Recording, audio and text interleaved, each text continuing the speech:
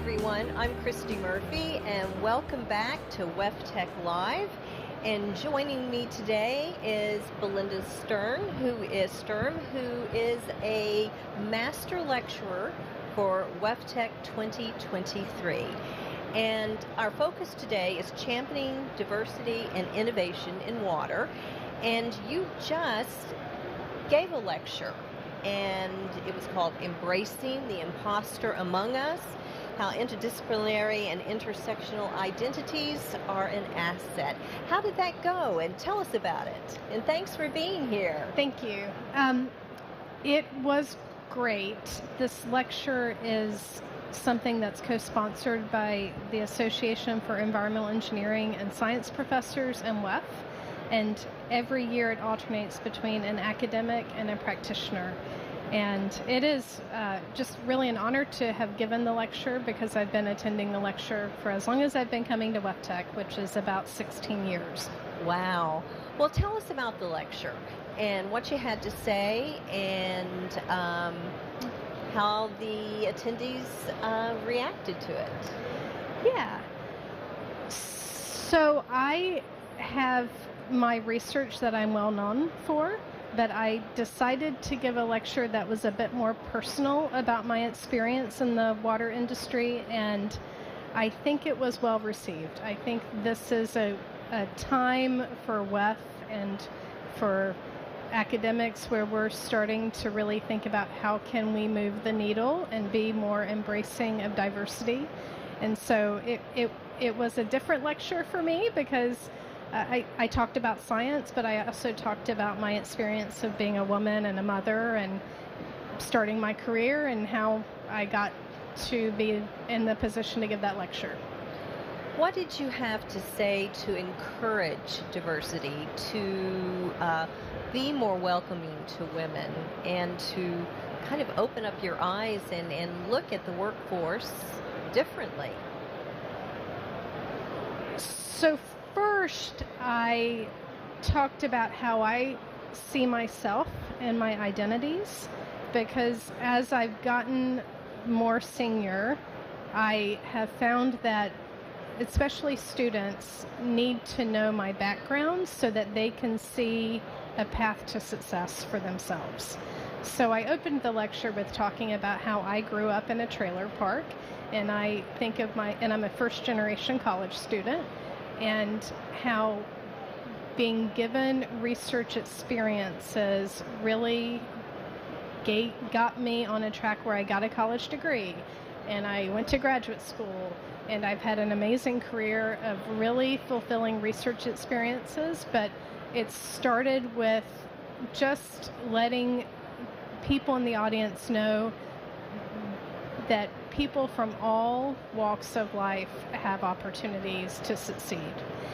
And then I talked about a few fairly negative experiences early in my career. Can you talk about that? Well, yes, because I just did, so I guess I can.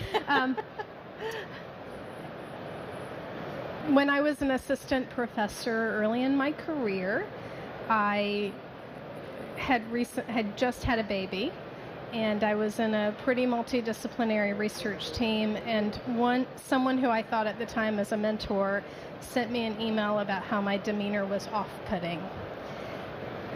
What did that mean? Well, I think it meant that I was being critical of the individual. But what I said to the audience is many people have had experiences like this, and when we look at the industry and we see a loss of diversity as people move more senior, there's a reason for that, right? These things happen, and what I wanted to emphasize is that, and I ended the talk with, you've got to get in the game and you've got to stay in the game. And when these things happen, you build a network of trusted collaborators, and I have a wonderful network of collaborators in the water sector. You lean on each other and you move forward. You keep moving forward. Don't quit. I'm sure you had a lot of people in the audience who came up to say hello, thank you, and probably asked questions. What do they want to know from you? Well, I had two young women who came up after the talk and said thank you and appreciated hearing my background, and that is probably the most meaningful. Absolutely. Probably a lot of people don't know what imposter syndrome means. Can you just tell us a little bit about that? Well, I think in our sector, if you just look around, we're sitting in the middle of this expo floor. Our sector is full of a lot of different trades. We have mechanics, we have operators, we have scientists, we have engineers, we have government relations. And imposter syndrome is basically when you're trying to do a big thing and you feel like you're not qualified. And so it's a lack of confidence. And maybe that's internal, but it's also external because people have biases against different disciplines. And so imposter syndrome is really, even though you are qualified and you are on the team and you are selected because you have value and you have a perspective, you feel a lack of putting yourself out there.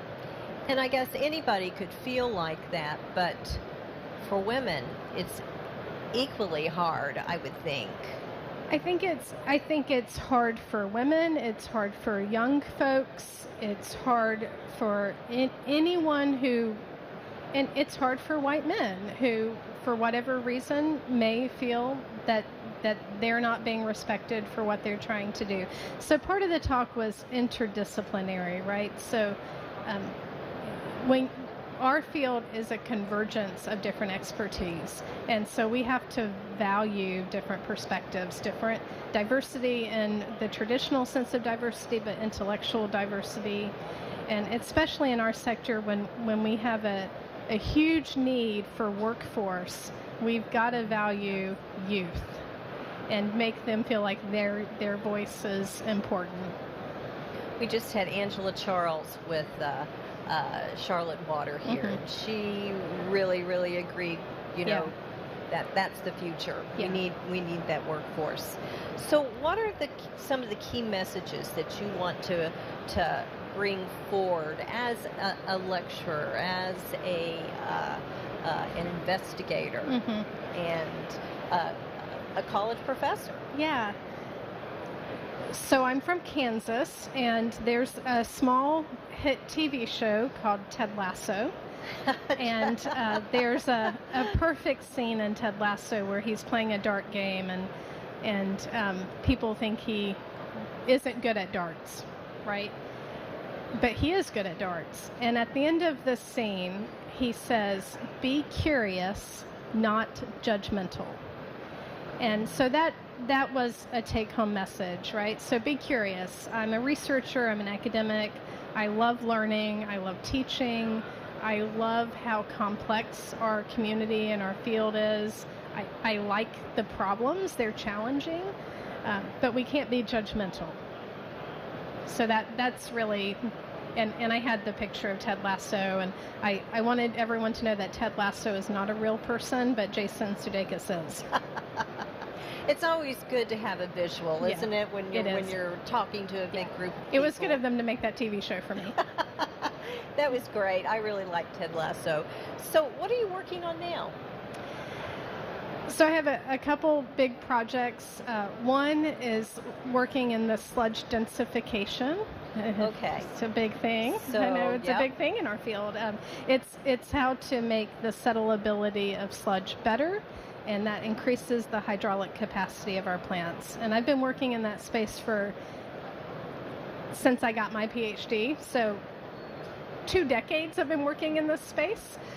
But it's a really exciting time right now in the industry because engineers are beginning to design our plants to do this. And one of the exciting things about that for me, I was honored to receive the Paul Bush Award last year, and I'm working with utility partners to understand how protozoa can graze and eat E. coli. So there's a public health aspect to this for pathogen removal. And really, how do we engineer and operate these plants to maximize that? So I'm just a microbial nerd. Yeah. That's okay. That's okay. No, I You- love it. You fit in. Yeah. You fit in here at WEFTEC and WEF and everywhere else. I will say the other thing that I'm very actively working on, one of my roles as I become more senior is I'm in charge of the Kansas EPSCoR NSF proposal. And we are starting the second year of a 5-year project to understand how to encourage resiliency planning with social equity measures in mind. So that is not hard. It's not reactor engineering.